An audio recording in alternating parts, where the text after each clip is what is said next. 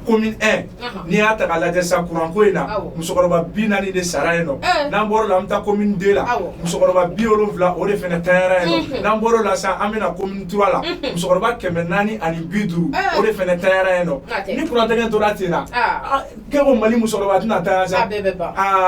an dun ka bamananw ka fɔ la ko an ka siniɲɛsigi o ye denmisɛnninw de nka ni musokɔrɔbaw fɛnɛ b'an na o fɛnɛ bɛ se ka hakili ɲuman d'a ma dɛ.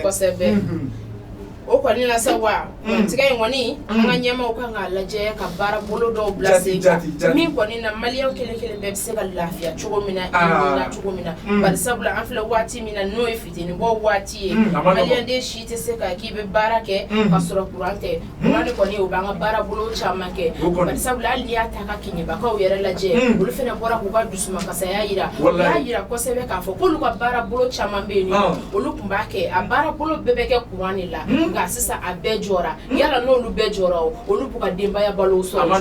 yala u b'u ka baara ko misɛnw caman kɛ cogo di o fɛnɛ bɔra kosɛbɛ k'a fɔ président na n'o ye colonel Asimi Koyita ye jamanakuntigi cɛni k'a da don ko in na kosɛbɛ a kana ko in to a ka marabagaw dɔrɔn ma dɛ a yɛrɛ k'a da don ko in na ka ko in ɲɛɲini kosɛbɛ walasa ko in bɛ se ka bɔ nin cogo la cogo min na bari sabula ko olu yɛrɛ fɛnɛ sɛgɛnna kɛɲɛbagaw ko ten tɔ u ka mouvement courant ko mɔgɔw maa caman kɔni bɔra fɛnɛ k'olu dɛmɛ u ka kow kɛ ɲɛ la walasa cogo min na kuma in bɛ se ka se sanfɛ cogo min na bari sabula ko n'i kumara duguma n'a ma se sanfɛ o ye fu de ye o hukumu kɔnɔna la sa maa caman fɛnɛ tun bɛ kɛɲɛbagaw fɛ yen nɔ n'o ye an ka jamana marabaga dɔw ye olu kɔni olu sera ni kuma ye u bɛna taa se a fɛ jamanakantigi ma n'o ye colonel Asimi Koyita ye bari sabula ko n'i bɛ ci sɛma Ala ma i b'a di sisi ma o ka taa n'a ye ni min ye fasiri gafe min bɔra le républicain maaw bolo sɛbɛnnikɛjɛkulu maaw jɛra ka fara ɲɔgɔn kan bonya b'a la ayiwa n'an bɔr'o la sa n'an tɛgɛ gelebu ka don tuguni an bɛ bɔ n'u ye sa n'u b'a fɔ ma ko info sport n'an ka bamanankan na n'an b'a fɔ ma ko farikolo ɲɛnajɛ o ye dolanci ye donc dolanci la sa an b'an ɲɛsin Argentine n'o ye Amérique jamana dɔ ye k'u ka dolancilaba dɔ bɛ yen nɔ n'u b'a fɔ ma ko Lionel Messi ayiwa Lionel Messi ko jeliba ase o de bɔra Lionel Messi nɔfɛ ko ɲɛ ne kɔni dabali ban dɛ jeliba ka bɔ Messi nɔfɛ Mali jeliba k'u bɛ Messi nɔfɛ